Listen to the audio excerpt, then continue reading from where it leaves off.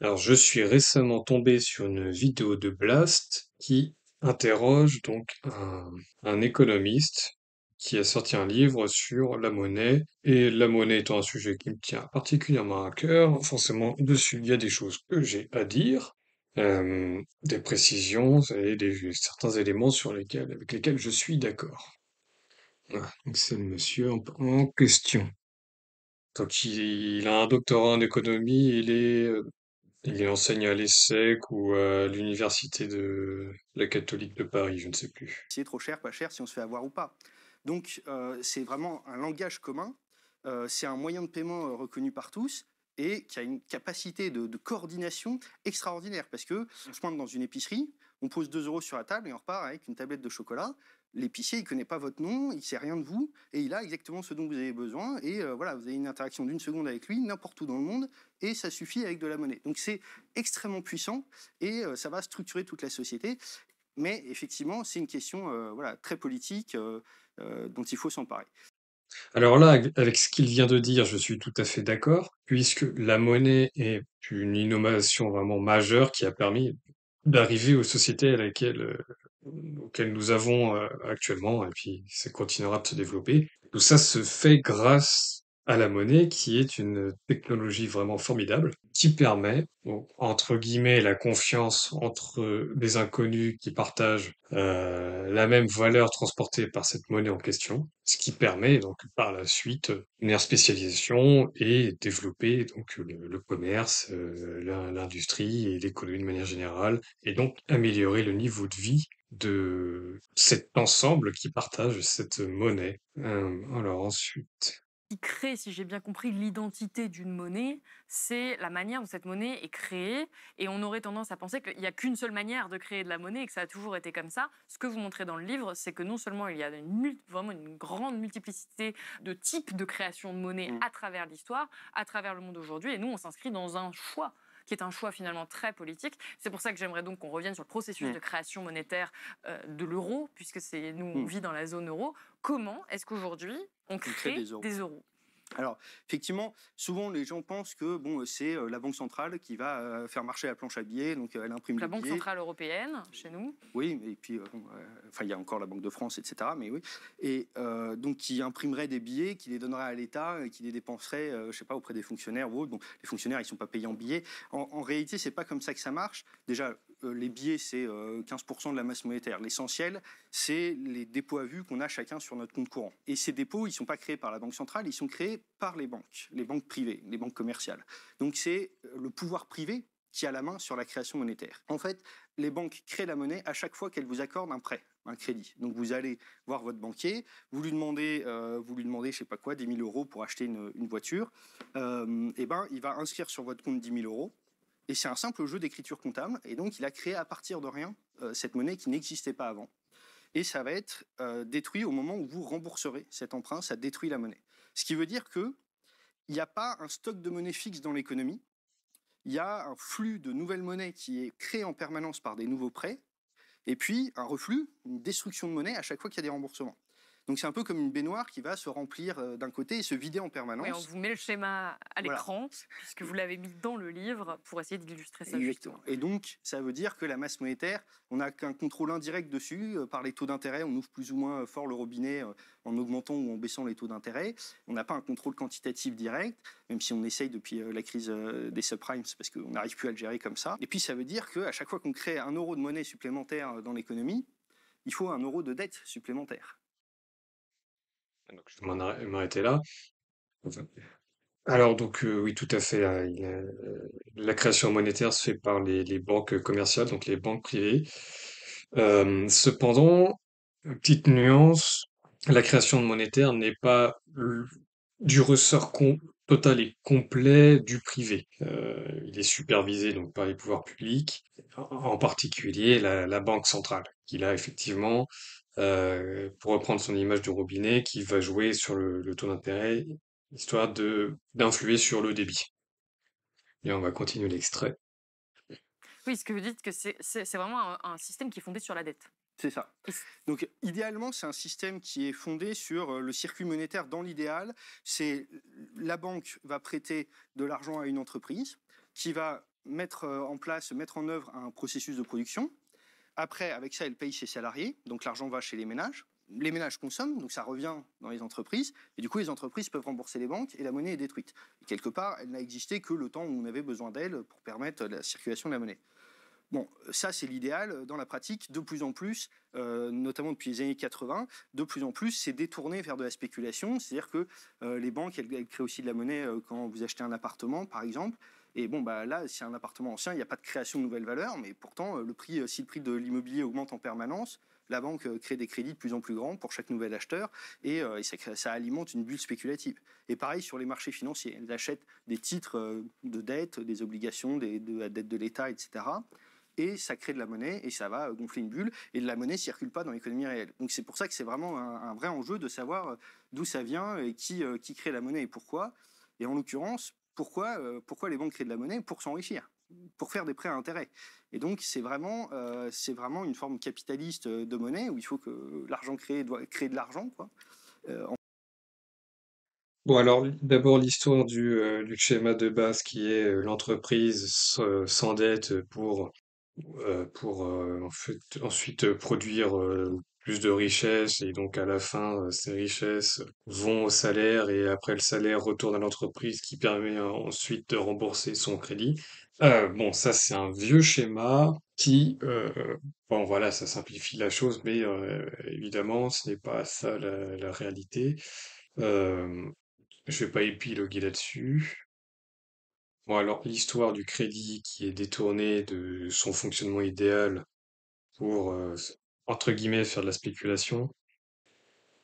Bon, là-dessus, il y a quelques éléments à dire. Le modèle dont il parle, idéal, c'est le schéma dont il parlait précédemment. Évidemment, ce schéma, donc, ça ne colle pas à la réalité. Ça permet d'appréhender vite fait, en fait, comment ça devrait fonctionner. Mais évidemment, ça ne fonctionne pas comme cela. L'intérêt de la banque, c'est évidemment de faire des crédits pour pouvoir vivre, ce qui est normal. Et en fait, son intérêt permet de faire vivre l'économie. Enfin, son intérêt à produire des crédits permet de faire vivre l'économie. Les particuliers qui s'endettent pour acheter l'immobilier, donc lui, il appelle ça de la spéculation. C'est plus un calcul rationnel que de la spéculation. Puisque vous voulez une maison, mais vous n'avez pas tout de suite l'argent à disposition. Et à côté, vous avez le choix. Vous voyez que votre salaire augmente à un certain rythme. Il y a un taux d'intérêt associé à un crédit. Il vous manque tant d'argent. Bon, vous souscrivez à ce crédit. Ça vous ramène l'argent du futur dans le présent, ce qui vous permet d'acheter tout de suite votre maison au lieu de l'acheter dans, je sais pas, allez, on va dire 5-10 ans. Ce qui donc en fait simplifie la vie, c'est un calcul rationnel. Voilà, bon, ensuite, mécaniquement, la masse monétaire augmente, mais le stock d'immobilier restant à peu près constant, forcément, ça fait monter les prix. Alors, il parle de spéculation et de bulles financières, mais en fait, là, il n'y a pas il n'y a pas de spéculation véritable, ni de bulles financières. Parce qu'il se réfère en fait au prix de l'immobilier, donc des années 50 à aujourd'hui, donc je pense que tout le monde a vu la courbe de Frigit, de Jacques Frigit, qui montre voilà le prix de l'immobilier par rapport aux revenus des Français. Là où c'était spéculatif, c'était aux États-Unis. Tandis en France, en réalité, il n'y avait pas une rotation sur les actifs. Euh, à cette période-là, en France, c'était plus les capitaux des autres pays européens qui venaient dans l'immobilier français, mais français comme grec, espagnol, portugais, enfin voilà. Les futurs pigs. Ouais, bah, c'est à cause de l'euro, tous les capitaux des retraités des pays du Nord allaient se mettre dans l'immobilier des pays du Sud. Puisque, bah, là, encore une fois, euh, il y a un rattrapage entre guillemets du niveau de vie de ces pays du Sud par rapport à ces pays du Nord, ce qui fait que mécaniquement, là, effectivement, là aussi, il y a eu une phase de spéculation, enfin, une phase de bulle, je veux dire, pas de spéculation, une phase de bulle, mais avec du recul, lorsqu'on regarde, c'est peanut comme bulle, hein, puisque derrière, la baisse des prix de l'immobilier était vraiment assez ridicule, comparé à ce qu'il y a eu dans les années 90, où là, par exemple, les prix de l'immobilier parisien avaient baissé de 40% sur toute la période de baisse. En permanence, dans ce système, on ne finance par la création monétaire que des actifs qui sont financièrement rentables pour les banques. Et donc on peut Bah, là encore une fois, financer des crédits sur des projets qui sont uniquement financièrement rentables pour les banques, c'est normal. Puisque les banques ont besoin, enfin, se rémunèrent sur le taux d'intérêt. Donc, si à la fin, elles prêtent à des clients qui ne sont pas solvables, c'est-à-dire qu'ils ne sont pas capables de rembourser leur crédit, à la fin, la banque fait faillite. Si la banque fait faillite, ben, enfin, alors là, je dis la banque avec un grand B, hein, c'est le système bancaire. Donc, si la banque fait faillite, il n'y a plus de distributeur de monnaie. Et le problème dans tout ça, c'est que, bon, d'une part, le fait de financer des projets qui ne sont pas capables de rembourser le crédit, bah, à terme, ça pèse sur l'économie. Il n'y a plus de production, il n'y a plus de création d'emplois, plus de croissance, plus de production, plus de création de valeur. Donc, déjà, ça, à très long terme, c'est nocif pour l'économie. Et en plus, je reviens, le- la banque a besoin de se payer pour vivre. Et si en fait elle perd, si elle perd trop d'argent sur ses crédits parce que des crédits non remboursés, ça va taper dans ses fonds propres. Et donc c'est de l'argent qui a déjà été créé qui va être enfin qui va pas jeter à la poubelle, mais bon, pour l'image, on va dire que c'est jeter à la poubelle pour que voilà, la banque continue de tourner, mais en fait, au bout d'un moment, si la banque n'a plus de fonds propres, elle fait faillite. Plus de distribution de crédit, plus de création monétaire. Là, c'est tout le pays qui s'effondre. Sans monnaie, ou alors, ou alors, si nous avons de la chance, le pays ne s'effondre pas parce qu'une autre monnaie émerge et est adoptée par tous à ce moment-là, ce qui le sauverait. Donc, actuellement, ça, actuellement, ça serait, bon, bah, on passe de l'euro à Bitcoin, quoi. S'il n'y a plus de banque, s'il n'y a plus de banque pour faire circuler la monnaie, les euros restants vont aller sur Bitcoin. Alors bon, là, c'est juste une hypothèse. Mais donc, il y aurait un changement de système monétaire, dans le meilleur des cas. Parce qu'au pire, grave crise à la fois économique, institutionnelle, bancaire, ça va de soi. Alors, ensuite, j'ai noté un petit passage. Entre elles. Alors, la raison d'être de ce livre, c'est de souligner les limites de ce système de création monétaire que vous venez de décrire. Vous écrivez, le problème réside dans le fait que l'argent n'est créé que pour financer des projets dégageant assez de rentabilité pour rembourser l'emprunt, typiquement pas un investissement vert, hospitalier, éducatif ou autre. Si la monnaie bancaire convient peu ou prou au financement des activités industrielles et marchandes, elle n'est pas adaptée au monde non marchand. Or, celui-ci crie famine, nécessitant d'importants investissements pour faire face aux défis écologiques et sociaux de notre temps. Est-ce que l'écologie, c'est la raison principale pour laquelle on devrait transformer notre monnaie aujourd'hui? Je pense qu'aujourd'hui, c'est la raison principale. C'est pas la seule. Alors là-dessus, j'ai quand même un gros truc à dire là-dessus. Non, ce n'est pas la monnaie qui va financer des projets. Enfin, la monnaie ne sert que, enfin, c'est une de ses fonctions, ne sert qu'à transporter la valeur. Ensuite, définir la monnaie, c'est quelque chose de plus complexe. Non, mais là, en l'occurrence, la monnaie sert à transporter de la valeur. Si vous créez ex nihilo de la monnaie sans que derrière il y ait de la valeur, à la fin, comme le disait Voltaire, la monnaie qui vient du néant ne pourra que retourner au néant. Ça peut donner lieu à de l'hyperinflation. Le grand classique, c'est l'Allemagne des années 20-30, où il fallait des montagnes de billets pour s'acheter un pauvre petit morceau de pain, ou au Zimbabwe avec un billet de, il me semble, je sais plus si c'était 100 ou 30 trillions de dollars zimbabwéens. Enfin, c'est des trucs absurdes. À la fin, quand en hyperinflation, la valeur du papier du billet vaut bien plus cher que le billet en lui-même, hein. Tu te torches avec la monnaie, quoi. Donc là, ce que dit le monsieur, c'est qu'il voudrait un système différent où la création monétaire permettrait de financer le système non marchand. Bah, le truc, c'est que la monnaie sert déjà à financer le système non marchand. C'est juste qu'il y a un intermédiaire qui s'appelle l'État, où démocratiquement ou non, les citoyens et les entreprises payent des impôts qui vont financer un État. Et donc cet État, lui, va donc financer des projets qui sont non marchands. Par exemple, il parle d'écologie, donc raser un bâtiment pour y mettre à la place un parc. Là, typiquement, c'est non marchand. C'est de la destruction de capital, c'est de la... en plus, bon, voilà, c'est le fait de détruire du capital, mais de le distribuer pour du travail. Si on en fait trop, ça crée de l'inflation.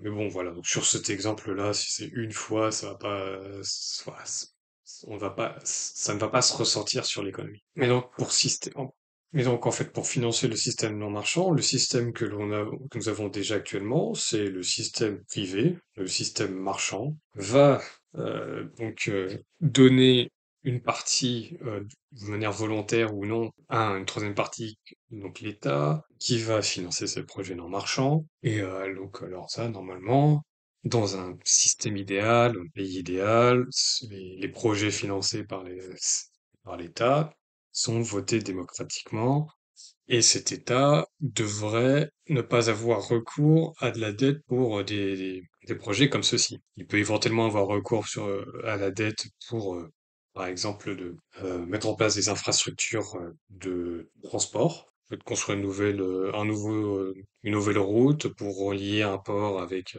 une zone industrielle, par exemple. Ça permet d'améliorer le transport, c'est plus facile, donc les entreprises s'implantent.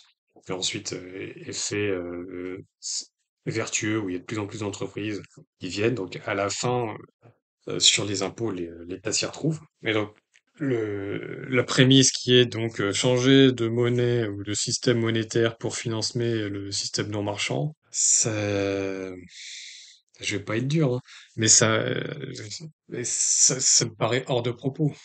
Parce que nous avons déjà un système qui marchait très bien. Et donc, bah, là-dessus, j'imagine que le fait qu'il propose son livre sur la monnaie et donc financer des trucs comme l'écologie ou l'éducation, je pense que c'est parce qu'il part d'un constat que beaucoup partagent, qui est que l'éducation en France maintenant c'est pourri, que tout ce qu'il y a de matière écologique, bah, ça pue des fesses, quoi. Et qu'en plus, l'État est endetté à hauteur de plus de 3000 milliards d'euros, qui paye plus de 20% d'intérêt annuel, oui, c'est ça, qui paye plus de 20% d'intérêt annuel dans son budget pour rembourser les intérêts de la dette.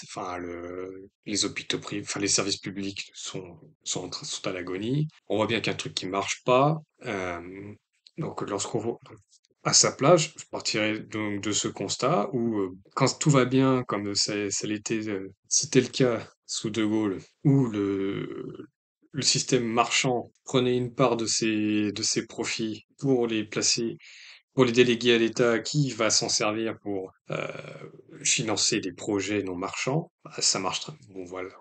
On part du postulat que c'est donc le système qui marche très bien, idéalement, enfin le système idéal, on va dire, et que l'on compare au système actuel avec le système marchand qui se saigne de plus en plus pour déléguer à l'État qui va financer de plus en plus de projets non marchands, et non seulement en financer de plus en plus, mais aussi s'endetter pour des résultats dans le système non marchand qui sont très décevants, on va dire, hein, pour rester poli. Donc partant sur la base de ces deux situations-là, la situation actuelle où il n'y a rien qui marche, avec le système marchand qui se saigne de plus en plus pour donner à l'État qui va financer tout un tas de projets, mais en plus devoir s'endetter pour pouvoir les financer. Donc là, les hypothèses que j'aurais à la place de monsieur, j'ai envie de dire Cicéron, mais c'est pas ça. Bref, donc à la place de ce monsieur, j'aurais donc trois hypothèses, soit le système marchand déconne, soit le système non marchand déconne aussi, ou alors qu'il y en a trop, ou bien qu'il y a quelque chose qui ne va pas dans le système non marchand, ou bien c'est l'État qui déconne. Donc à sa place, pour améliorer la situation, je poserais ce problème-là sur bon, est-ce que ça vient du système, est-ce que ça vient du système marchand, de l'État ou du non marchand, ou un peu des trois. Mais je me dirais pas qu'il faudrait, en fait, pour ces raisons-là, changer le système monétaire. Cela dit, je suis tout à fait d'accord avec lui qu'il faut, qu'au minimum, tout citoyen, peu importe où il est, mais en fait, tout citoyen qui est en contact de la monnaie doit s'y intéresser et s'interroger sur le système monétaire et la manière dont il fonctionne. Alors, prochain... Ok, pour la suite. En fait, c'est pour tout type d'investissement qui ne peuvent pas être rentables, mais qui sont indispensables pour des raisons sociales, écologiques, sanitaires ou autres. Donc tout ce qui est indispensable mais non rentable ne peut pas être financé par des prêts à intérêt, simplement parce qu'ils ne dégagent pas les conditions de remboursement des prêts, parce que ça ne génère pas des flux de revenus. Bon. Oui, bah là, bon, c'est ce que je disais un peu tout à l'heure.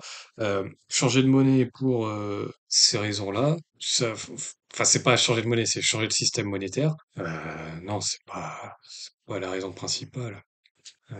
Non, puis en plus, devoir financer des projets donc, non marchands indispensables, ça, je pense que c'est plutôt que ça doit venir du peuple par la voie démocratique pour savoir, pour se décider de quel projet on va financer ou pas, avec l'argent de la communauté qui est mis à disposition de l'État pour justement servir la communauté.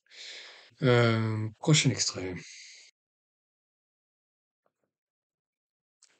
Et où du coup les États doivent se financer sur les marchés financiers. Et on est en fait face à ce qu'on appelle dans le livre un triangle infernal des finances publiques. C'est que d'un côté les dépenses sont contraintes en fonction des recettes parce que le déficit public, donc la différence entre les deux, ne doit pas dépasser, d'après les traités européens, ne doit pas dépasser 3% du PIB. Bon. Mais en quoi est-ce que ça c'est lié à la monnaie? Parce que la question, c'est après comment on finance ce déficit. On pourrait simplement augmenter les impôts, mais on est dans un régime de libre circulation des capitaux, ce qui n'a pas toujours existé, mais qui fait que il y a une concurrence fiscale. Donc en fait, le capital est souverain. Voilà, il peut mettre en concurrence les États et aller vers le moins-disant fiscal. Donc c'est très dur d'augmenter les impôts sur les plus riches et les multinationales, même si évidemment il faudrait le faire. Du coup, on est contraint donc niveau dépenses, mais aussi niveau recettes fiscales. Et puis, du coup, il reste la dette. Mais la dette, là aussi, elle est censée être très encadrée. On est censé pas dépasser 60% du PIB. Qu'on dépasse complètement, on n'est pas au double, mais enfin on est à 110%, 112%. Du coup, on se sert de ça en permanence, les néolibéraux se servent de ça pour faire un chantage à la baisse de la dépense publique, justifier des cures d'austérité. Et de fait, ça nous place dans une situation de dépendance par rapport au marché financier, parce que le rapport d'endettement, c'est un rapport social qui n'est pas neutre, c'est vraiment un rapport de domination, une forme de dépendance où on est obligé de suivre un peu la loi du créancier. Alors, comme l'a dit les journalistes, en quoi ce triangle infernal des dépenses publiques est un problème lié à la monnaie? Bah, à aucun moment, non? Enfin, enfin, en tout cas, ça ne vient pas du système de la monnaie dette comme dans lequel on est.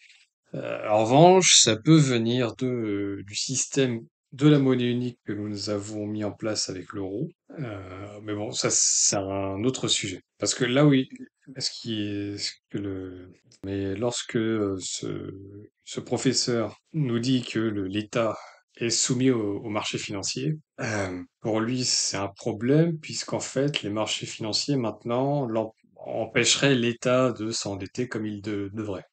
Alors moi, je ne suis pas d'accord avec ça. Les marchés financiers sont plutôt la corde de rappel qui mettent la limite sur l'endettement de l'État, puisque comme je l'ai dit précédemment, l'État peut s'endetter ou dans l'idéal pas du tout, faire un peu comme l'État suisse. Et qu'à ce moment-là, effectivement, les marchés financiers, dans le cas où ils s'endettent, servent de corde de rappel pour leur dire, et coco, là, ton économie ne progresse que de 3%. Toi, tu t'es endetté à temps. Si tu veux qu'on puisse te prêter, faudra que tu nous...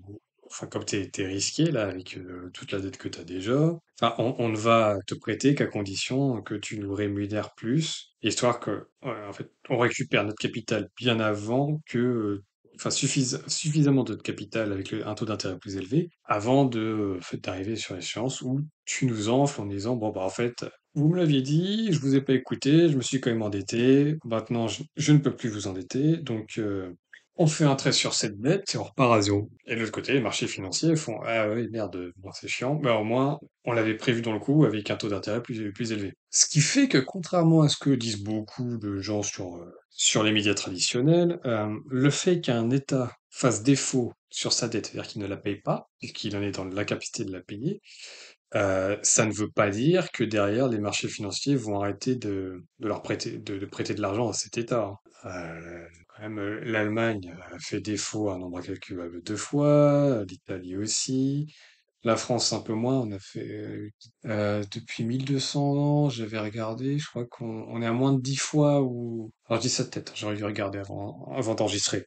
Mais la France a fait moins de 10 fois de défaut sur sa dette en 800 ans, quoi. Alors que l'Allemagne a fait quand même plus. Ensuite, il y avait l'Angleterre, l'Italie, l'Espagne qui, ouais, ces deux-là ont fait beaucoup de défauts. Bon, je digresse.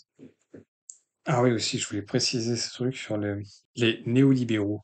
Chantage à la dette. Ouais, bon, en fait, c'est ce que je disais sur les connards finis, sur les médias traditionnels. Le chantage à la dette, c'est un truc stupide. C'est juste pour faire peur aux citoyens, quoi. On leur dire, ah non, vous n'allez quand même pas demander est-ce que l'État français se mette à faire défaut sur sa dette, hein. Alors, le truc, c'est qu'ils font peur aux Français, mais ils ne leur disent jamais les conséquences d'un défaut de la dette, hein, puisque euh, la dette de l'État français, c'est 50% détenu par les Français, 50% par la BCE. Attendez, non, non, une minute. Ou alors c'est 50% détenu par la BCE, dont... ah, je ne me souviens plus. Mais qu'en gros, il y a une moitié de dette de défaut sur la dette où ça va pas poser problème, puisque c'est détenu à la fois par la... Ouais, je pense que c'est ça. J'aurais dû regarder les chiffres. Mais que les Français ont prêté, euh, ont prêté massivement à l'État français, donc c'est tout ce qui est livret A, assurance vie, des trucs comme ça. Donc tout ça, c'est de la dette, une partie des retraites également. Donc ça veut dire que si les Français sont d'accord pour que l'État français fasse défaut, donc qu'ils soient au courant qu'il y a une partie de leurs économies qui ne reverront plus.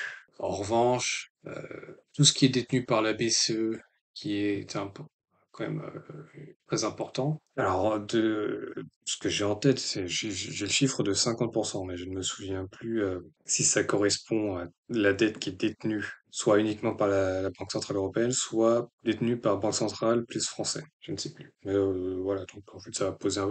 C'est la partie de la dette qui ne posera aucun problème. Le fait d'annuler la dette sur ce que détient la BCE, donc par extension la Banque de France. Le seul problème, c'est que si l'on fait ça, ça va causer un énorme déséquilibre dans l'eurosystème, puisqu'en fait, chaque pays européen doit s'endetter à un pourcentage de son poids de l'eurosystème. Et donc, en fait, ce qui va nous empêcher de faire la dette, ce serait les traités européens, la peur que les Français perdent leurs économies, puisque ensuite, bon, pour les étrangers, c'est savoir avec qui on se fâche. Euh, Étant donné que maintenant avec la Russie c'est quasiment acté. Enfin si on fait défaut sur la dette que les Russes nous ont achetée, on va juste le payer plus cher en pétrole quoi ou en gaz. Non, enfin de toute façon c'est plus possible vu que les Américains ont fait sauter le gazoduc. Euh, puis alors il parle de néolibéraux, mais néolibéraux ça ne veut rien dire. Enfin c'est plutôt enfin moi j'appelle ça l'américa-libéralisme, où c'est juste en fait l'empire américain qui impose au monde entier une économie libérale, mais sauf que eux, ils font comme les Chinois d'ailleurs, eux ils restent un État très protectionniste, hein, parce que c'est quand même les États-Unis d'Amérique sont quand même dans le top 3 des États les plus protectionnistes au monde. Enfin, surtout qu'en plus ils servent de pas mal de leurs entreprises. Donc, ils ont un contrôle, hein. Donc, la CIA avait aidé Google à incuber. Ils ont pas mal utilisé Twitter aussi, le FBI aussi d'ailleurs. Palantir également. Enfin, il y a plein d'entreprises dont les Américains ont contribué pour leur développement et ensuite qu'ils ont empêché d'avoir de la concurrence en face. Puisqu'en fait, lorsqu'on regarde les accords multilatéraux où il y a la présence des Américains dedans, c'est toujours en faveur des Américains. Lorsque l'on parle de libéralisme, c'est toujours en faveur des Américains. Et puis c'est pas vraiment du libéralisme non plus, puisque avec la politique des banques centrales qui sont menées comme ça, enfin on est sorti du libéralisme, enfin surtout au niveau de la Banque centrale européenne, où là c'est devenu idéologique où on s'est mis avec des taux d'intérêt zéro pour sauver l'euro, enfin, le système euro, hein, pas la monnaie en soi. Des institutions et des mentalités. Donc on a la philosophie qui naît à cette époque, et on a Platon qui dit mais ça va pas du tout cette société marchande, il faudrait instaurer du communisme, y compris mettre en commun les femmes et les enfants, empêcher les dirigeants d'avoir des biens en propre, etc. On a les sophistes qui disent non, la loi du plus fort c'est très bien, vive le marché. On a Aristote qui dit qu'il faut réguler. Voilà, donc on a tout un bouleversement. Oui, bon, alors là-dessus, évidemment, il caricature, mais alors ce que disait Platon sur les richesses, c'est surtout. Alors, ça revient un petit peu dans il n'y a pas si longtemps que ça dans le débat politique, dans le débat public, où Platon préconisait donc en fait de mettre un plafond sur le nombre de richesses qu'une famille pouvait gagner. Il y avait une sorte de plafond par famille, un plafond de richesse qu'une famille pouvait avoir, et qu'au-delà de ce plafond, tout a retourné à la communauté. Ils mettaient ça pour, en fait, l'idée, c'était lutter contre la sédition. Puisqu'à l'époque, ce n'était pas la Grèce antique, c'est pas la même époque, hein. La société était encore divisée entre les citoyens, les citoyens enfin les citoyens majeurs, les citoyens mineurs et les esclaves, plus les étrangers à côté. Il y avait tout un petit bordel. euh, et aussi, je rendais bien compte donc il s'est dit que la communauté tomberait d'accord sur un montant qu'une famille ou un foyer pourrait détenir comme richesse et qu'au-delà de ça, tout retournait à la communauté pour aider les plus démunis, histoire que la démocratie puisse suivre. Et ainsi éviter la sédition, éviter qu'un marchand ait trop de pouvoir pour pouvoir influencer le débat public, par exemple. Ce qui rejoint qui- ce que d'autres ont raison hein, dessus, sur le fait que, bon, la démocratie, le mieux, c'est d'avoir une voix égale une voix et d'éviter d'avoir des personnes qui ont tellement d'argent qui peuvent influer sur le débat politique. Mais ce qui me fait poser le petit paradoxe aussi, c'est que si un citoyen a une idée, comment ferait-il pour en fait déployer son idée et la faire partager au plus grand nombre? Donc, voilà, j'ai un petit paradoxe là-dessus. Par exemple, Bernard Arnault achète un journal pour y faire passer ses idées, parce qu'il les pense justes, pour les faire témoigner au plus grand nombre. Évidemment, dit comme ça, moi aussi, j'ai du mal, mais quand même. Mais d'un autre côté, en tant que citoyen, on n'a pas forcément les mêmes moyens que la famille Arnault. Comment faire passer nos idées? Si on a une idée sur un sujet, parce que euh, au mieux, on peut en discuter avec ses amis, mais souvent, ça ne va pas plus loin. Ou alors, il faudrait avoir un système où les très riches peuvent avoir des médias, avoir de- qui cohabitent avec des médias indépendants, mais que les très riches laissent quelques tribunes aux citoyens qui, s'ils veulent écrire un bout de papier pour exposer leurs idées au plus grand nombre, voilà, ils peuvent passer par leurs médias. Bon, je digresse quand même. Alors, le prochain passage était 27. Centrale. Alors revenons à la monnaie, à l'euro. Vous écrivez: la monnaie des banques est une monnaie encastrée dans la dette, au sens où elle est issue des crédits qu'elles octroient et ne peut exister sans eux. C'est une monnaie marchandisée, louée et prise en location via des opérations de crédit à un prix, le loyer de l'argent, qu'on appelle le taux d'intérêt. En quoi ce système qui est basé sur la dette est-il un problème, enfin si ce n'est le problème aujourd'hui selon vous? Oui, alors la dette, ça pose problème à deux niveaux. Au niveau microéconomique, parce que à chaque fois qu'une banque crée de la monnaie, c'est pour un projet financièrement rentable pour elle. Donc ça exclut énormément de projets qui sont indispensables mais pas rentables. Et puis au niveau macroéconomique, parce qu'on accumule des dettes dans toute l'économie, aussi bien dans le secteur public que dans le secteur privé, les ménages et les entreprises. Bon, ces dettes sont soutenables, parfois avec des acrobaties institutionnelles comme les politiques non conventionnelles de la Banque centrale qui s'est mise à acquérir des titres pour créer de la monnaie en masse. Donc c'est comme si dans la baignoire, au lieu de bouger le taux d'intérêt, elle déversait des seaux d'eau en plus dans la baignoire pour avoir un contrôle quantitatif direct. Mais c'est déjà de plus en plus dur à gérer et on voit les banques centrales prises dans des contradictions de plus en plus compliquées. Là, par exemple, elles rémunèrent les réserves des banques pour lutter contre l'inflation à 4%, ce qui fait que ça coûte je crois, 142 milliards d'euros par an, simplement de subventions données aux banques comme ça, pour rien, pour qu'elles laissent leur argent dormir à la banque.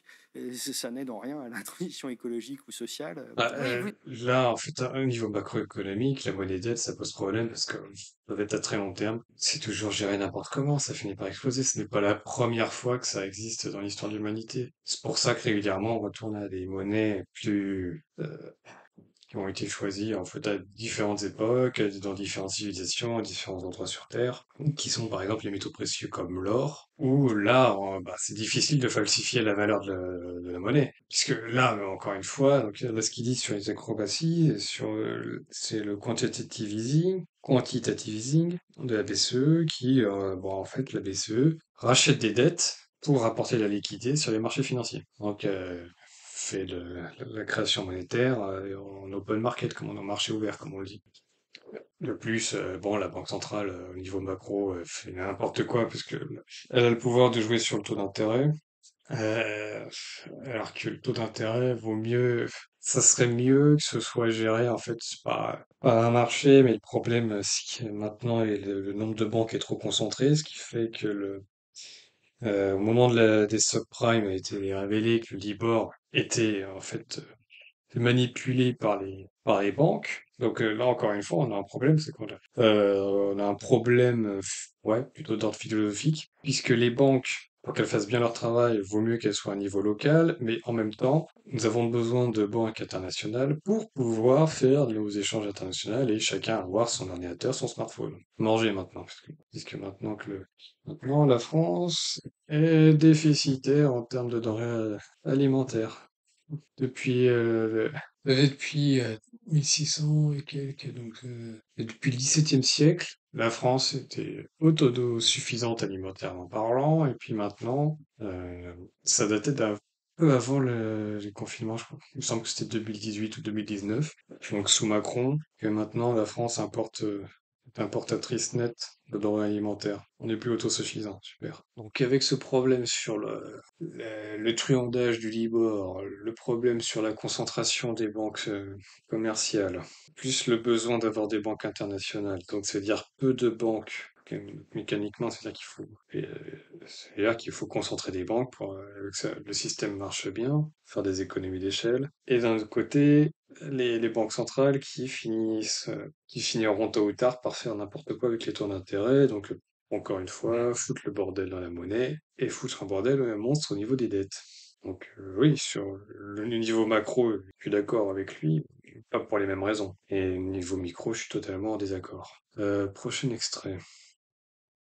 dites que la monnaie actuelle, elle est tournée vers l'accumulation capitaliste. Mm. Pourquoi employer ce terme? C'est quelque chose qu'avait déjà vu Aristote, qu'évidemment Marx a repris, etc.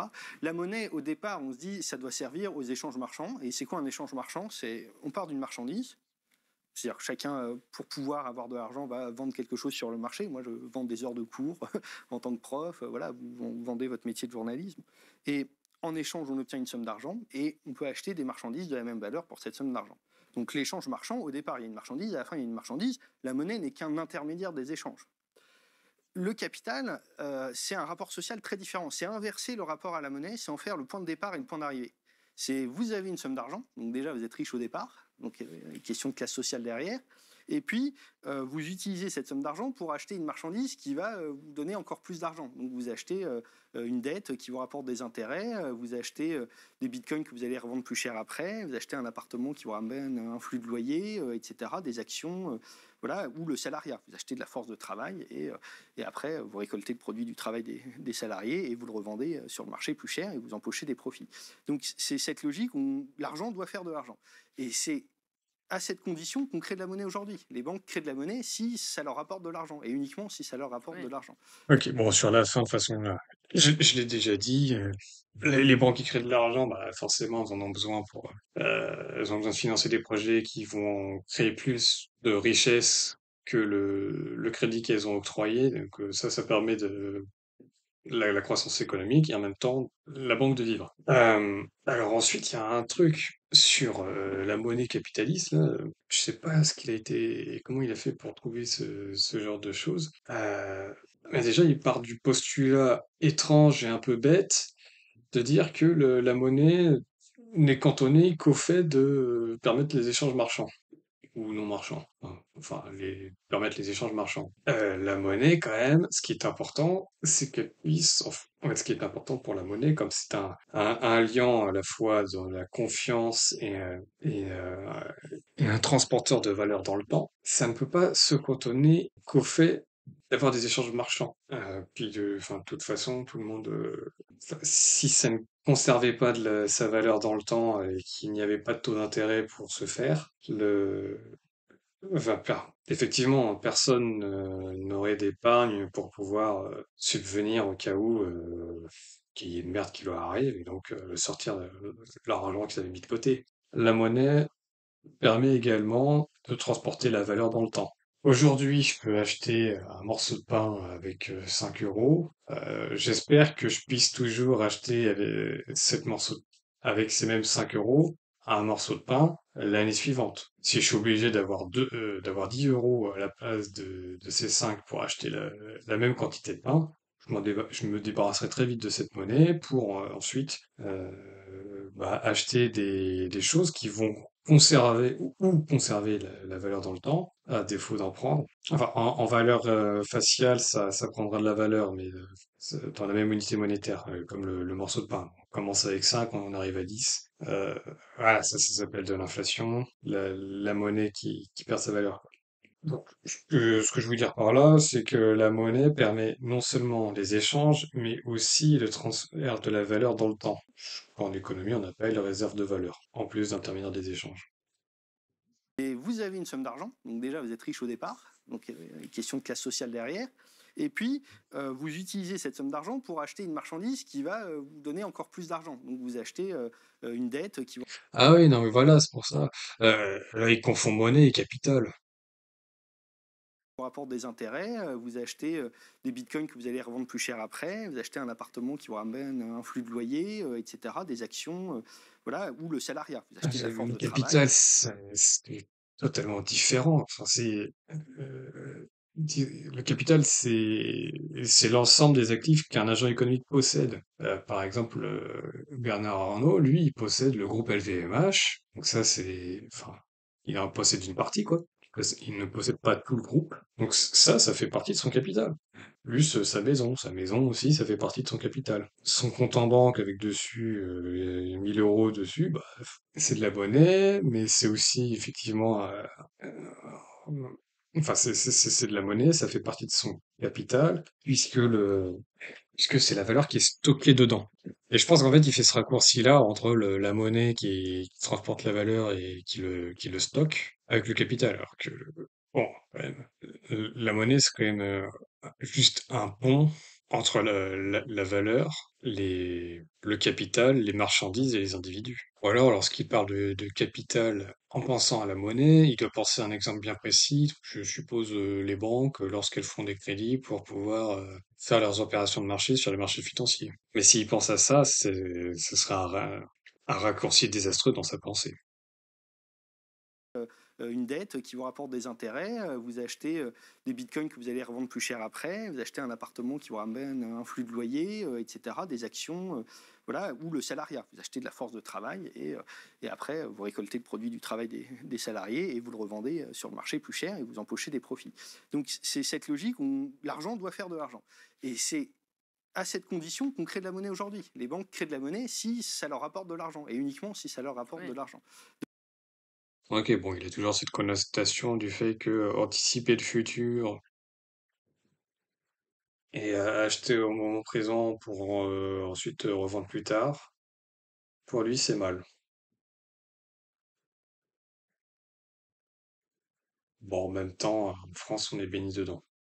Encore une fois, acheter du Bitcoin en espérant qu'il remonte, c'est parce que tu paries sur son adoption et le fait que il y a une chance qu'il puisse, si ce n'est remplacer le système bancaire actuel, au moins le vivre en parallèle. Acheter une maison, empruntes de l'argent pour pouvoir vivre dedans le plus vite possible, plutôt que de devoir attendre des années et des années avant de pouvoir vivre dedans. Puis tandis que les opérations de marché sur des banques d'investissement sur les marchés financiers, bah en fait tout ça, ça permet les échanges du commerce international. Si on n'avait pas Je veux dire Rothschild qui prend un pari à la hausse ou à la baisse sur le pétrole, par exemple. Bah, on n'aurait pas, ce serait le système assurantiel des bateaux qui sautent. On ne pourrait pas armer les navires et transporter tous les conteneurs qui nous permettent de vivre au quotidien sans ça. Donc c'est vraiment une logique purement capitaliste qui était au cœur du coup. C'est pas étonnant que cette forme de monnaie ait émergé pendant la révolution industrielle. Elle a permis de financer toute l'expansion industrielle. Après ça, elle s'est tournée de plus en plus vers les marchés financiers quand l'ensemble du système capitaliste s'est financiarisé. Voilà, à chaque fois, les formes de la monnaie répondent à un projet de société, au fond. Et nous, ce qu'on dit, c'est que le projet de société actuel, il touche un peu ses limites dans beaucoup de domaines, notamment écologiques, bien sûr. Et donc, il faut une vraie bifurcation monétaire pour pouvoir faire la bifurcation sociale et écologique. C'est la condition institutionnelle majeure à nos yeux. Oui, vous Ah, là, il parle de la révolution industrielle, oui, c'est normal, puisqu'en fait, à ce moment-là, il y a un boom démographique, il y a un boom économique, et le bimétallisme, donc le système sur lequel on était basé, enfin non, à ce moment-là, c'était basé sur le monométallisme, qui a fini par trouver ses limites assez rapidement, ce qui fait que nous sommes passés au bimétallisme, donc hors argent. Et d'ailleurs, c'est là que vient le mot argent qui désigne la monnaie en français, puisque le bimétallisme, ça a duré jusqu'à la Première Guerre mondiale. Où là, on est reparti, ou avant la Première Guerre mondiale, nous étions revenus au système hors, plus de bimétallisme. Et ensuite, lors des Trente Glorieuses, nous avons nous avons remis en place un système de monnaie dette qui a permis justement la croissance économique. Puisque là encore une fois, nous avons une forte croissance à la fois démographique, économique et du nombre d'entreprises avec un stock de monnaie limité. Donc, le fait d'augmenter la masse monétaire en fonction de la démographie et du dynamisme économique permet de mieux accompagner, monétairement parlant, l'économie. Et donc, la croissance et le système qui s'ensuit. Donc, le niveau de vie, etc. Donc oui, effectivement, la monnaie suit ses époques, mais jusqu'au moment où ces époques tuent la monnaie et que l'on doit changer à nouveau, effectivement, de système monétaire. Donc, le dernier changement en date étant celui de Bretton Woods en 71, où bah, d'ailleurs, le dernier excédent budgétaire de la France, pas budgétaire, de commerce extérieur de la France, ça date de 1971. Si je ne me trompe pas d'ailleurs, c'est la dernière fois que c'était l'équilibre. écrivez cette phrase éloquente, on ne changera pas la société simplement en changeant la monnaie, mais on ne la changera pas non plus sans changer la monnaie. Donc c'est encore une fois pour ça aussi qu'on fait C'est cette ni la émission. baguette magique qui résout tout, ni quelque chose, voilà, un point aveugle dont on pourrait se passer. Il faut vraiment se saisir de cette question. Oui, mais donc ça implique encore une fois de s'informer sur ces questions. Voilà. Oui, là-dessus, je suis tout à fait d'accord. C'est important de connaître le système dans lequel nous évoluons, toutes les implications, surtout d'autant plus si l'on veut rester dans un système démocratique. Ce qui n'est pas gagné.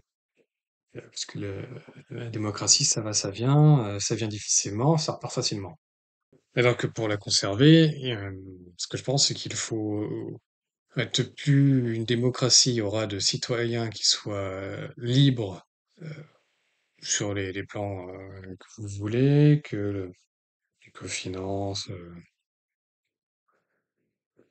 par exemple, qu'ils s'informent, et puis qu'ils aient conscience, enfin qu'ils aient quand même tous un minimum des bases en économie. Et bon, alors après les bases, voilà, qu'elles soient de gauche ou de droite, c'est pas grave, hein. Le principal étant qu'ils aient des bases pour comprendre et débattre là-dessus.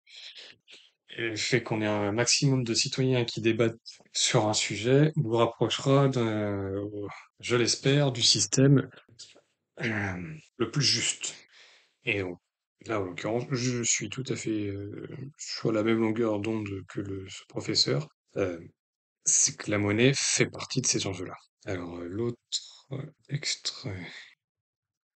Ça coûte très cher dans les métropoles. Si vous faites un programme de ville-éponge, par exemple, les villes-éponges, c'est ce qui est conçu pour c'est faire en sorte qu'il y ait de la perméabilité des sols dans les métropoles, avec des espaces verts, des lacs, des matériaux poreux pour les revêtements des routes.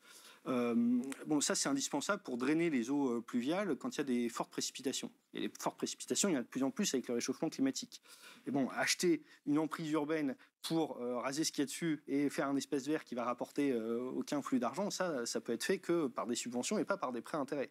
C'est pour ça qu'il faut une nouvelle manière de Oui, créer la alors là, monnaie. bah, on y revient. Je suis tout à fait d'accord là-dessus, sur le fait que ça ne peut pas être fait par le système marchand. Bon, il emploie le terme de subvention. Oui, ça peut être une idée, mais subvention, ça sous-entend que ce soit un organisme qui s'en occupe, alors que ça pourrait être tout simplement, dans mon système idéal, c'est démocratiquement, les citoyens se rassemblent, ils votent pour que on rase un secteur et pour y faire son parc pour éponger l'eau pour désimperméabiliser les sols. Bon, voilà, ça c'est bon, c'est un projet de société qui ne peut pas se faire par le système marchand. Donc ça peut se faire par des initiatives privées avec l'accord de la communauté. Par exemple, Bernard Arnault trouve que effectivement il y a on va dire, au cœur de Paris, il y a un endroit où il y a trop de bâtiments et pas assez d'espace vert. Il va dire, bon, je suis prêt à racheter ces bâtiments à plus que leur valeur de marché. Est-ce que vous êtes d'accord? Oui, non, ok, donc je peux vous acheter ces bâtiments. Je voudrais construire dessus un parc qui absorbe l'eau. Il soumet ça à la population locale, donc fait un petit débat, puis ensuite référendum, oui, non, puis si oui, alors bah, Bernard Arnault pourrait s'occuper donc de faire donc de racheter ces bâtiments et puis de payer les entreprises qui vont donc raser les bâtiments et faire le parc à la place. Ça marche. Ou alors, effectivement, c'est un citoyen qui passe, qui dit, bon, monsieur le maire, serait-il possible qu'à un endroit, nous fassions un parc? C'est très bien en plus pour rendre les sols plus perméables. Il se passe un référendum. Au référendum, c'est accepté. Et donc, bah, la communauté met les fonds adéquats pour pouvoir réaliser ce parc. Et puis, le parc est fait. Il n'y a pas besoin de révolutionner le système monétaire pour faire des projets de société qui soient non marchands. Et donc, bon, là, dans cet exemple, le fait de raser des bâtiments, c'est quand même une double destruction de capital, mais qui, en contrepartie, va améliorer le niveau de vie enfin, le niveau de vie, qui va voilà, c'est ça, la qualité de vie. Et puis, le fait d'améliorer la qualité de vie, ça améliore l'environnement aussi.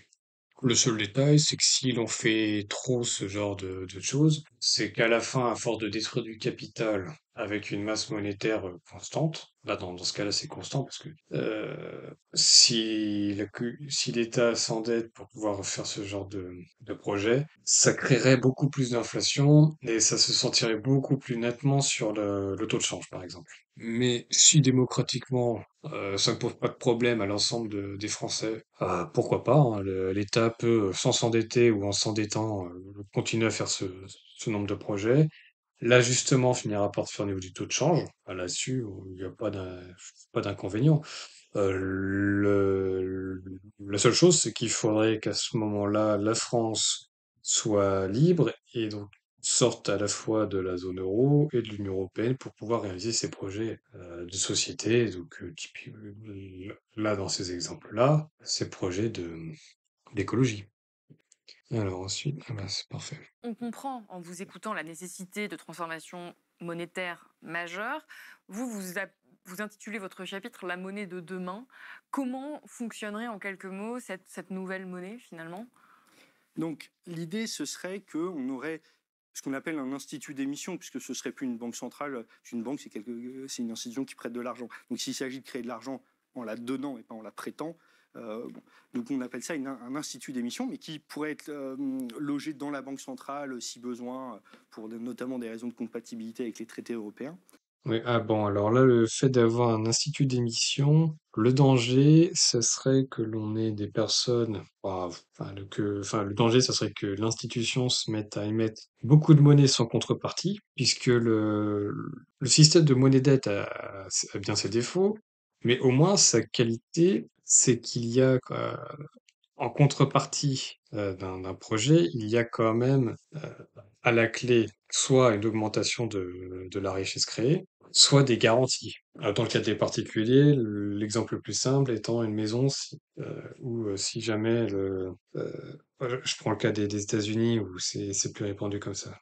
Par exemple, aux États-Unis, quand ils font des emprunts pour acheter une maison, la banque en garantit la maison. Et là, le danger, ça serait que cette institution d'émission se mette à y mettre beaucoup d'argent sans contrepartie.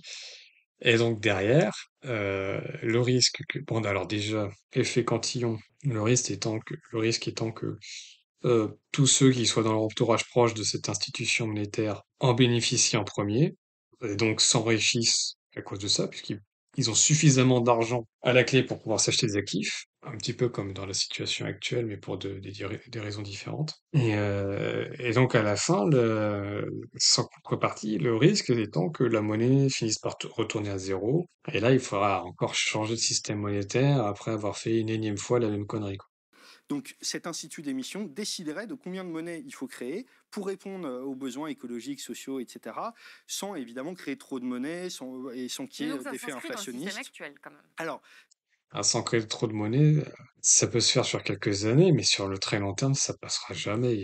Les garde-fous finiront par sauter ou être trop laxistes. Là-dessus, je ne suis pas aussi optimiste que lui.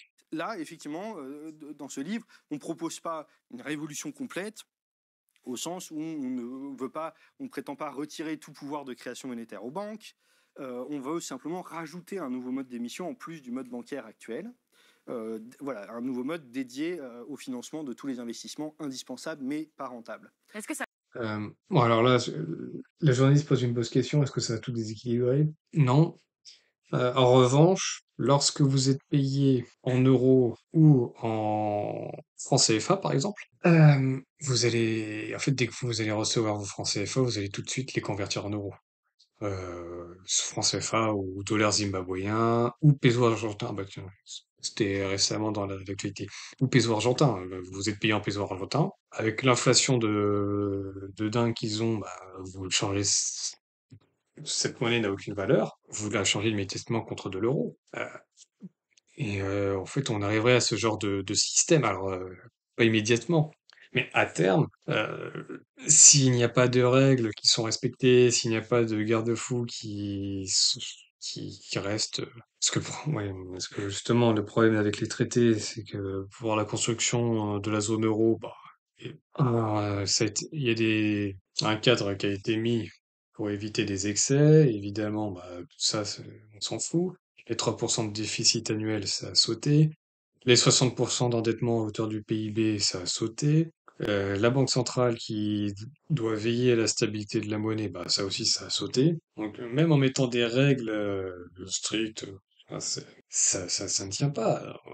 Donc, à long terme, son système deux systèmes d'émission monétaire parallèles, les banques et son institution, au bout d'un moment, enfin, ça peut même arriver assez vite, hein, plus vite qu'on ne le pense, la monnaie de l'institution d'émission finira par être immédiatement changée par les monnaies que les banques émettent, parce que ce sera une monnaie qui aura plus de valeur que celle émise par l'institution d'émission. C'est la, la bonne monnaie chasse la mauvaise. Il me semble que c'est Cantillon aussi qui avait parlé de ça. La bonne monnaie chasse la mauvaise. risque pas de Et tout déséquilibrer de faire ça? alors, il faut des outils de régulation. Donc, le système, donc l'institut d'émission décide en regardant aussi les données macroéconomiques sur le niveau de l'emploi et du chômage, sur le taux d'inflation et la croissance, etc. Combien de monnaie on peut se permettre de créer. Ah oui, bon, alors ça, justement, on l'a déjà fait.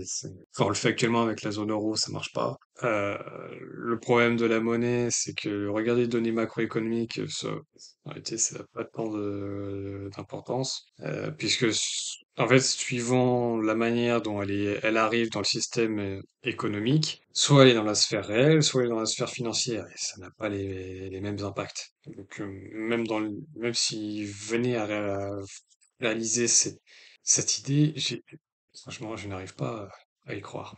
En fonction des besoins. et après, ce serait transféré à une caisse européenne du développement durable qui allouerait les sommes à tout un réseau de caisses locales qui après sélectionnerait les projets à subventionner sur l'ensemble du territoire ou plus près du terrain.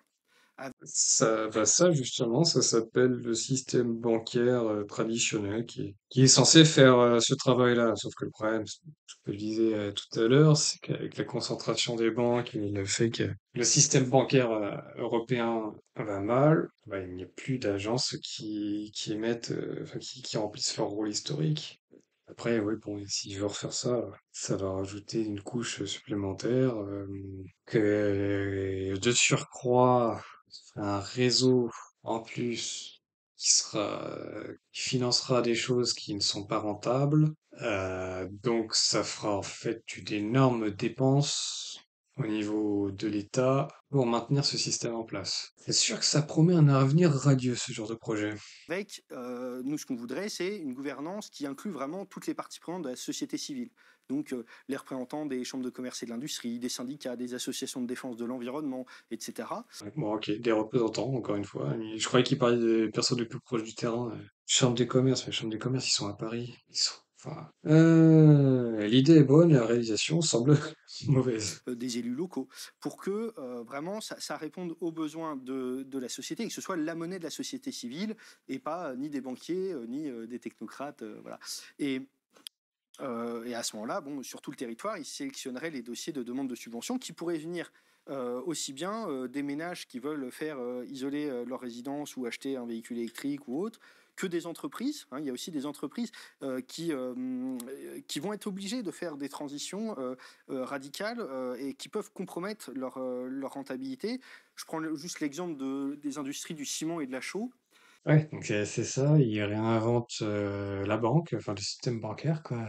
Et puis, ok, puis s'il y a et s'il veut absolument donc là il avait parlé du béton, enfin du ciment et de la chaux, s'il veut vraiment, non, donc si par exemple avec le ciment et la chaux, démocratiquement, la France décide qu'il faut changer les méthodes de production pour que ce soit moins polluant, il pourrait forcer au niveau d'un point de vue réglementaire ceci. Bien sûr, il ne mettrait pas ça immédiatement, mais pour que ça puisse marcher, il y aurait besoin de retourner au franc et de retourner à la souveraineté commerciale de la France, où, c'est-à-dire que elle puisse mettre des barrières réglementaires, des normes qu'elle ferait appliquer aux entreprises étrangères, fait que tout le ciment importé doit respecter les mêmes normes et réglementations que les entreprises qui fabriquent le ciment sur le territoire. Et ça serait le seul moyen. Parce que sinon, si l'on reste dans le système euro avec cette monnaie qui finira par ne plus rien valoir et donc rester avec des subventions, bah, en fait, à terme, le fait de subventionner sans arrêt une production qui est plus coûteuse parce que bon, après, c'est vrai que la prémisse du raisonnement est que le fait de produire écologique coûte plus cher que non écologique. Et si on garde cette perspective-là, cette prémisse-là, ben, ça fait qu'à terme, en fait, les Français vont s'appauvrir pour, au final, aider la production de quelque chose qui n'est pas suffisamment compétitif au regard du commerce international, qui est imposé par l'Union européenne. Il y a des investissements qui ont besoin d'être faits, mais quand on vous écoute, on se dit mais c'est quand même de la monnaie en plus. Est-ce qu'il n'y a pas un risque d'inflation? Alors, effectivement, ça c'est une question importante. Donc, le journaliste pose une excellente question. Et on sent enfin, je sens par cette question. Donc là, la journaliste a posé une excellente question et je sens par sa question qu'elle comprend l'inflation. Alors, sachant que l'inflation est une augmentation plus rapide de la masse monétaire par rapport à la production de richesse. Je vais le laisser développer sur la suite. Quand on augmente la masse monétaire, il faut que le nombre de biens en face augmente à peu près au même rythme. Sinon, effectivement, s'il y a trop de monnaie dans l'économie, il y a de l'inflation. Donc, dans le système actuel, comme j'ai dit tout à l'heure, c'est comme une baignoire. Il y a de la monnaie qui se crée en permanence, mais en même temps, elle est détruite en permanence. Donc, on peut, en jouant sur le robinet, essayer plus ou moins de contrôler le truc. On y arrive très mal, mais enfin, d'ailleurs, on lutte très mal contre l'inflation aussi en ce moment. Mais au moins, il y a un mécanisme de reflux qui est prévu. Notre monnaie à nous, la monnaie volontaire qu'on veut rajouter à ce système-là et qui va se fondre dans la masse monétaire globale, hein, qui sera complètement fongible et circuler dans toute l'économie après, elle n'a pas intrinsèquement un mécanisme de reflux puisqu'elle n'est pas émise par la dette, donc elle ne va pas retourner à l'émetteur. Donc du coup, pour créer un mécanisme de reflux, on a imaginé un système de prélèvements fiscaux, en un sens, une compensation écologique sur les émissions de CO2 et les prélèvements de ressources non renouvelables, et puis une contribution monétaire, une micro-taxe soit sur les comptes courants éventuellement, donc sur les stocks de monnaie, soit sur les flux financiers ou les flux monétaires, voilà. Quelque chose qui permet de faire circuler l'argent, de la faire revenir dans les caisses du développement durable qui après pourront refinancer des nouveaux projets, et si besoin, restituer de la monnaie à l'institut d'émission, donc en détruire si on trouve qu'il y en a trop. Et puis on détaille aussi sur plusieurs pages des différents mécanismes de régulation de la masse monétaire en jouant aussi sur les différents modes d'émission. C'est-à-dire on peut aussi augmenter les réserves obligatoires des banques si besoin. On peut faire l'inverse du quantitative easing. Donc ça c'est le mode d'émission un peu particulier qui s'est mis en place après la crise financière où les banques centrales se mettent à acheter des titres plutôt que faire des prêts aux banques. Elles achètent des titres financiers pour créer de la monnaie. Bon, elles pourraient en revendre pour au contraire détruire de la monnaie ou s'endetter pour en retirer temporairement. Donc en fait, on déploie tout un arsenal d'instruments très variés pour permettre une gestion très fine des différents flux. Donc, Bon, alors, le système le plus vraisemblable, c'est son QE inversé, mais le problème, c'est que pour pouvoir faire ça, faut avoir fait un QE avant. C'est-à-dire qu'il faudrait, pour réduire la masse monétaire, il faudrait qu'elle se mette à acheter des titres pour ensuite les revendre plus cher. Franchement, je suis très sceptique là-dessus. Parce qu'en plus, bon, l'idée d'un impôt, ça, j'en parle pas. Encore une aberration, puisque l'impôt, ils vont le mettre en place quand la monnaie parallèle marchera, mais à la fin, ça sera le système normal qui contribuera à cet impôt, et en fait, mais on revient au début, on y revient, on retourne à la base, quoi. On retourne sur la communauté qui met à disposition de l'État un certain montant d'argent et l'État va s'en servir pour financer ces fameux projets et en même temps le service public. C'est un peu le chien qui se mord la queue. Enfin, on arrive toujours au même, Fanny. À part le système actuel, le système basé sur les métaux précieux ou basé sur Bitcoin, je vois pas. Non, je ne vois pas d'autre système viable. Et alors celui-là, le système qu'il propose me semble foireux dès le début. Dernier extrait. vous, ce que vous nous dites finalement, c'est pas qu'il faut changer de monnaie, qu'il faut vraiment tout transformer, c'est qu'il faut modifier en rajoutant donc un nouveau mode d'émission. Est-ce que ça c'est possible dans le cadre des institutions européennes actuelles? Parce que nous, on n'est pas que la France, on peut pas juste faire les trucs de notre côté. Ça se fait dans le cadre de la zone euro. Oui, dans le cadre de la zone euro, effectivement. Là, il y a un débat. Bon, en fait, techniquement, c'est possible grâce, je dirais, à une espèce de vide juridique. C'est-à-dire que les traités européens interdisent, c'est l'article 123 du traité du TFUE, le traité sur le fonctionnement de l'Union européenne, qui va interdire aux banques centrales de faire des prêts aux États, c'est-à-dire des découverts, des crédits ou d'acquérir tous les instruments de leur dette. Bon. Ça interdit aux banques centrales de faire. Déjà, bon, ça se faisait avant, hein, ça a été interdit, mais mais on pourrait du coup revenir sur cette interdiction, mais ça demanderait de changer les traités, ce serait compliqué. Là, dans les traités, ça permet d'avoir la corde de rappel des marchés financiers qui vont éviter le financement excessif des États. Parce qu'avec, d'ailleurs, pour rappel, le financement excessif de l'État, ça facilite également la guerre. Puisqu'avec plein d'argent à pas cher, ils peuvent forcément acheter pas mal, ça leur permet de faire durer les guerres, hein. D'ailleurs, c'est pour cela que lors de la Première Guerre mondiale, très tôt, il me semble que c'était fin 1914, la quasi-totalité, enfin en tout cas pour le cas de la France, on avait démonétisé l'or pour se concentrer uniquement sur les billets et il fallait rapporter l'or à l'État français pour pouvoir financer la guerre. Et puis, c'est pas revenu tout de suite. C'est ensuite le réadossement du franc sur l'or, c'est remis dans les années 20 avec le franc Poincaré. Puis finalement, en fait, puis une fois que ça a été fait, à la sortie de la Seconde Guerre mondiale, on est resté sur ce chemin-là on arrête d'avoir des monnaies basées sur des métaux précieux. Ça a d'abord commencé le dollar qui servait d'intermédiaire unique face à l'or. Puis ensuite, en 71, l'abandon de ce système où là, on est resté sur de la monnaie pure et dure. Essayer de développer une version de notre proposition qui soit une version à minima, c'est pas le plan idéal, mais enfin le plan B pour être compatible avec les traités si on n'arrive pas à les changer en se mettant dans les interstices du traité. Parce que l'article 123 interdit des prêts aux États, mais interdit pas des dons monétaires aux États. Et puis là, de toute façon, il ne s'agit pas spécialement de financer les États, en tout cas certainement pas le budget commun de l'État, mais de financer des ménages, de financer des associations, des communes, etc. Et sur des projets précis et pas dans le budget général. Et là, ça n'a pas été interdit tout bêtement parce que sans doute personne n'y a pensé. Donc on peut se dire, voilà, en droit, tout ce qui n'est pas interdit est autorisé.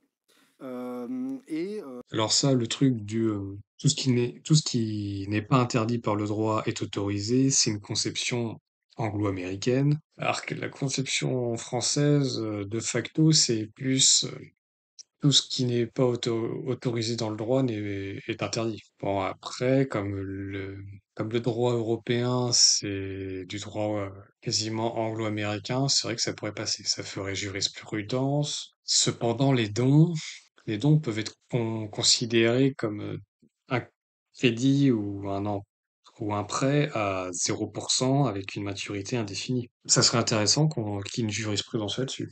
Puisque typiquement, les billets de banque, c'est ça, c'est du crédit envers la banque centrale à 0% d'intérêt. Enfin, en réalité, enfin, le taux d'intérêt, c'est ce que l'on paye au travers de l'inflation. Si on met pas notre billet sur du bon du trésor à court terme, voilà, on perd de l'argent. Je vais finir l'extrait.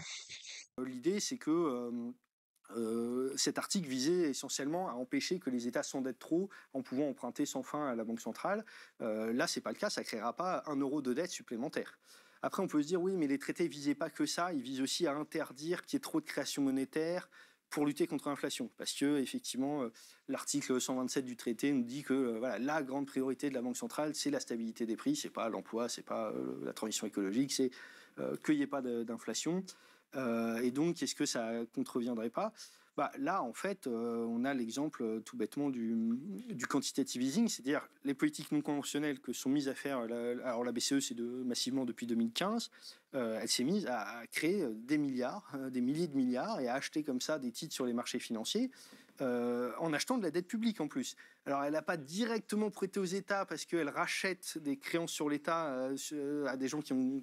En fait, Oui, oui, là-dessus, il a tout à fait raison.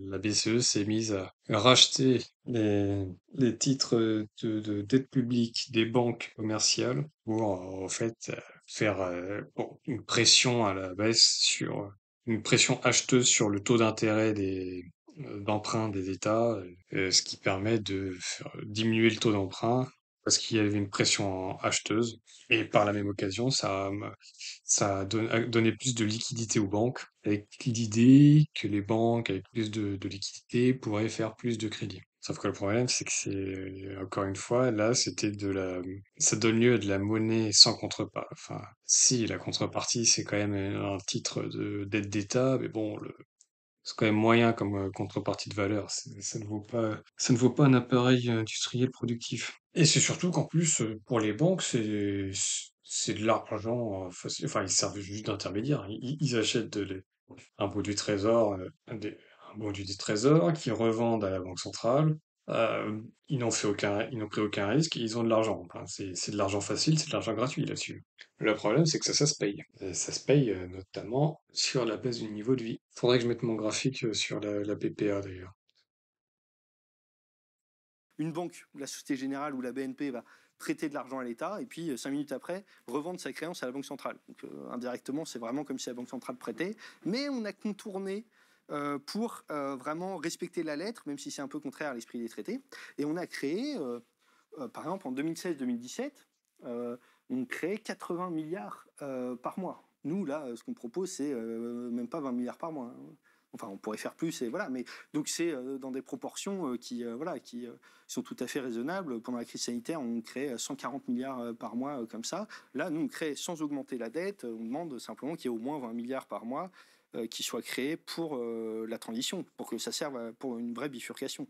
Donc là-dessus, je suis tout à fait d'accord sur le fait que nous devons tous nous emparer du sujet de la monnaie, de réfléchir à comment elle est créée, comment le système fonctionne, car le plus nombreux, plus nous serons nombreux à être alertes dessus, plus nous serons éclairés, et mieux nous pourrons faire des décisions et être critiques sur les pouvoirs en place, et donc à terme finir par mieux vivre et laisser derrière nous un pays en meilleur état sur tous les aspects à nos enfants. Bon, pour conclure, ce que je trouve, c'est que son projet est quand même foireux. Alors, sur la fin, ce que je trouverais intéressant, c'est d'avoir une jurisprudence sur les dons aux États par la Banque centrale. Ça pourrait être intéressant. Mais sinon, son projet, en fait, je suis très pessimiste là-dessus. Les monnaies locales, ça marche pas, pas tant que ça, pas si bien. Et alors là, une monnaie comme celle-ci en parallèle, ben, enfin c'est vraiment un projet monétaire que je trouve voué à l'échec dès le début, rien que dans l'œuf, c'est une idée morte. Cependant, là où je suis tout à fait d'accord avec lui, c'est l'idée sur laquelle il faut que le plus de monde s'intéresse à la monnaie, au système monétaire. Ça, je suis tout à fait d'accord. Et j'irai même plus loin. Plus nous serons nombreux à nous intéresser à des sujets comme celui-ci, plus nous serons nombreux à être libres, notamment financièrement, et plus la démocratie en sera que protégée et vivante. Et qu'ensuite, sur différents projets de société, euh, là, comme on a pu le voir avec mes avis sur enfin, mes petites critiques sur son idée, c'est que la France n'est pas libre et indépendante, parce qu'il y a toujours le problème avec l'Union européenne et la zone euro. Et donc, si nous voulons un monde meilleur, il vaut mieux avoir le plus d'États libres et indépendants possible. Donc, pour finir, seulement trois choses. Vive la France libre et indépendante. Vive le Québec libre et indépendant. Vive l'Afrique libre et indépendante.